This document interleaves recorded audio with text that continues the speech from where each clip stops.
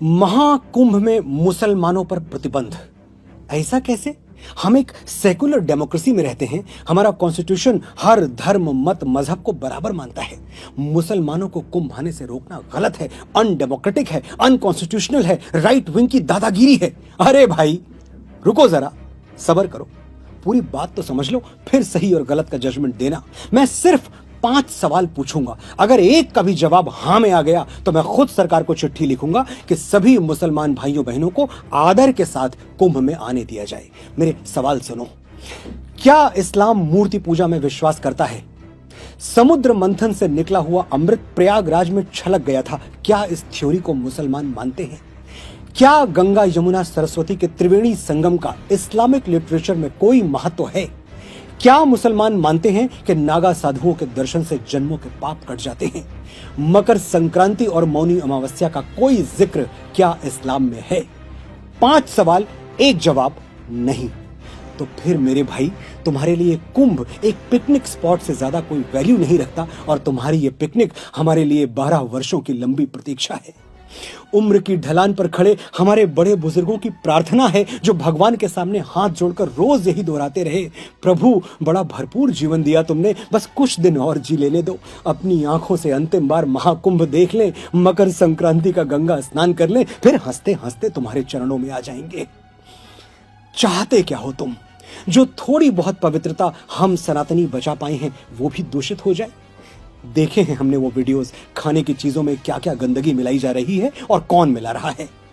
हमारे बाबा थे, 90 साल की उम्र में भी अपना खाना खुद बनाते थे। घर में 4 बहुएं थीं, कहती हम बना दे बाबा, अलग चूल्हे पर बना देंगे। बाबा हंस के कहते नहीं बिटिया, किसी और के बनाए हुए पर विश्वास नहीं होगा, मन तभी मानेगा जब खुद बनाएंगे।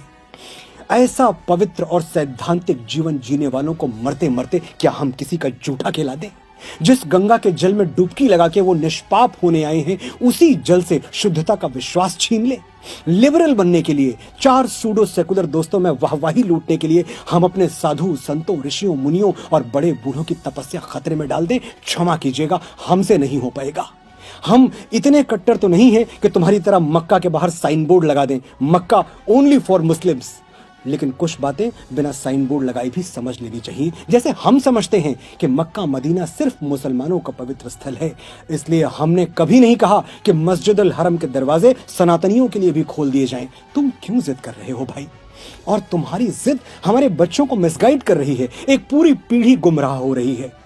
33 कोटि देवी देवता हैं हमारे पास, लेकिन हम चादर चढ़ाने दरगाह पहुंच जाते हैं। हमारे डीएनए में गलत डेटा ट्रांसमिट कर दिया गया है। शिवलिंग पर जल चढ़ाना मतलब अंधविश्वास, सुपरस्टिशन, और दरगाहों पर चादर चढ़ाना मतलब एब्सोल्यूट साइंस। हिपोक्रेसी की भी सीमा होती है। लेकिन ये जो गुमराह हो गए हैं, ये भी हैं तो हमारे अपने ही। हम इनको तब तक समझाएंगे जब तक ये समझ नहीं जाएंगे। और तुम सिर्फ 45 दिन रुक जाओ मेरे भाई, 13 जनवरी से 26 फरवरी तक। फिर कौन रोक रहा है तुम्हें, और तुम कहां रोकने से मानोगे? हर साल रामनवमी, दशहरा, दुर्गा पूजा हम हाथ जोड़ के विनती करते हैं, हमारी शोभा यात्राएं अपने इलाके से शांति पूर्वक निकल जाने दो। तुम कहां मानते हो? तुम्हारी छतें पत्थर उगलने लगती हैं।